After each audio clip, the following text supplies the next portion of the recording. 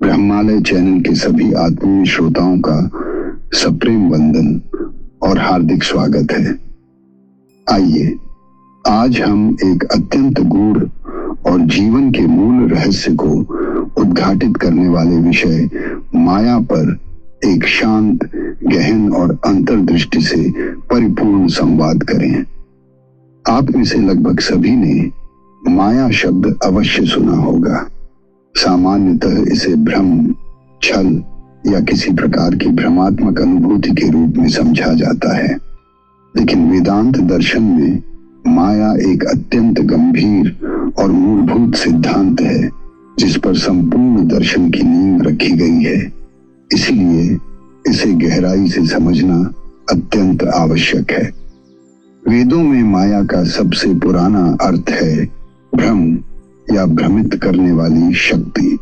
जैसे एक श्लोक में आता है, इंद्र ने अपनी माया से अनेक रूप धारण किए। यहाँ माया का अर्थ कुछ कुछ जादू जैसा है।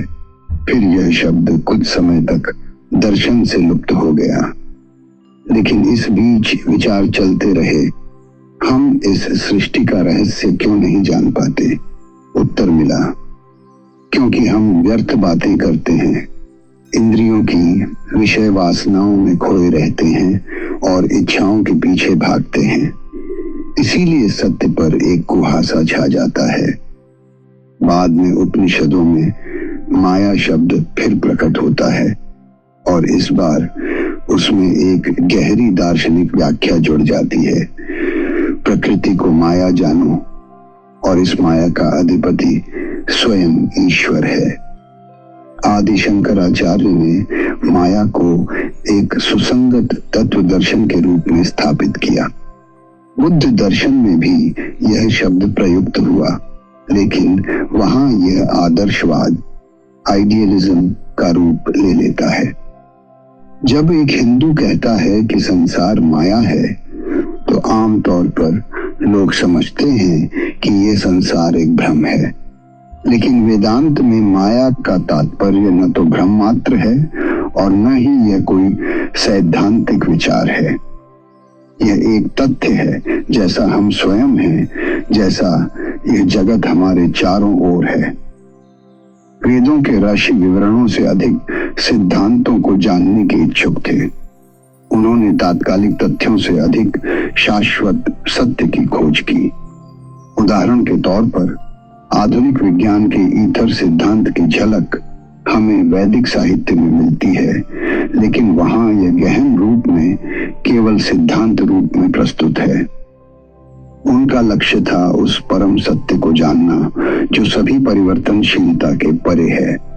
उन्होंने यह पाया कि मस्तिष्क, इंद्रियां और बुद्धि ये सभी समय, स्थान और कारण की सीमाओं में बंधे हुए हैं। इसलिए जो कुछ भी हम अनुभव करते हैं वह पूर्ण सत्य नहीं हो सकता। यह संसार न पूर्णतः है और न ही पूर्णतः नहीं है। यह एक मिश्रण है, आंशिक अस्तित्व और आंशिक अनस्तित्व का।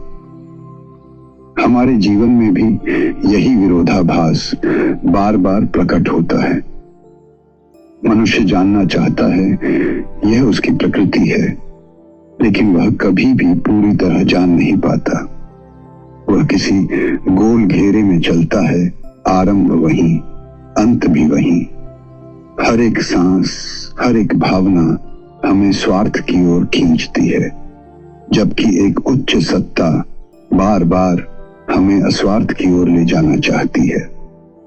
हर बच्चा स्वाभाविक आशावादी होता है, वह सुनहरे सपने देखता है।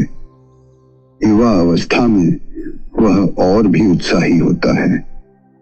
उसे मृत्यु या असफलता का कोई डर नहीं होता। लेकिन वृद्धावस्था में जीवन टूटे हुए सपनों का ढेर बन जाता है और वह निराशावादी हो जाता है। यह जीवन निरंतर गतिशील है, जैसे हम एक नदी में बह रहे हों, कोई ठहराव नहीं। कभी एक समस्या हल होती है तो दूसरी उत्पन्न हो जाती है। धनवान व्यक्ति कहता है, सब कुछ अच्छा है, लेकिन जो भूख और दुख में जी रहा है वह यह नहीं मान सकता। फिर आता है मृत्यु का भयावह तथ्य। सब कुछ उसी की ओर बढ़ रहा है। राजा महाराजा, संत पापी, अमीर गरीब, सब मृत्यु की ओर जा रहे हैं। फिर भी हम जीवन से चिपके रहते हैं। यह माया है। माँ अपने बेटे को प्रेम से पालती है। वह बड़ा होकर अगर उस माँ को ही सताता है, तब भी माँ उससे प्रेम करती है। यह प्रेम नहीं, माया है, एक बंधन जिसे वह स्वयं भी नहीं समझती। हर कोई सोचता है कि वह सफलता प्राप्त करेगा, जबकि जानता है कि उसके अवसर बहुत सीमित हैं। फिर भी हर कोई दौड़ में शामिल है। यह माया है। युधिष्ठिर से पूछा गया, इस संसार की सबसे आश्चर्यजनक बात क्या है? उन्होंने उत्तर दिया, हर दिन लोग मरते हैं, फिर भी हर मनुष्य सोचता है कि वह नहीं मरेगा। यही माया है। कभी कोई सुधारक आता है, एक समस्या का समाधान करता है, तो दूसरी उत्पन्न हो जाती है। जैसे पुराना घर हो, एक दीवार बनाई, दूसरी गिर गई। माया का यही स्वरूप है, अस्थिरता और विरोधाभास। माया के बारे में सबसे बड़ी बात यह है कि यह कोई सैद्धांतिक परिकल्पना नहीं, बल्कि वास्तविकता का बयान है।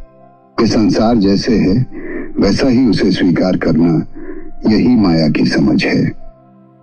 कुछ लोग कहते हैं कि धीरे धीरे बुराई मिटती जा रही है और एक दिन केवल अच्छाई रह जाएगी। लेकिन क्या यह वास्तव में हो रहा है? क्या बुराई कम हो रही है? आधुनिक सभ्यता ने हमें सुख के साधन दिए हैं, लेकिन साथ ही पीड़ा और संवेदनशीलता भी बढ़ा दी है। पहले व्यक्ति अपमान को आसानी से झेलता था, अब एक शब्द भी गहरा घाव दे जाता है। जितना सुख बढ़ा, उतनी ही पीड़ा की संभावना भी बढ़ी। माया का यही संकेत है, जहां सुख है वहां दुख भी छुपा है, जहां हंसी है वहीं आंसू भी हैं, जहां जीवन है वहीं मृत्यु भी है। इसलिए वेदांत न तो आशावादी है न निराशावादी। वह इस संसार को जैसा है वैसा स्वीकार करता है। वह कहता है कि यह संसार मिश्रण है, सुख दुख, अच्छाई बुराई, हंसी आंसू का। कोई भी वस्तु न तो पूर्णतः अच्छी है न पूर्णतः बुरी। जो आज अच्छा लगता है वह कल दुखदाई हो सकता है।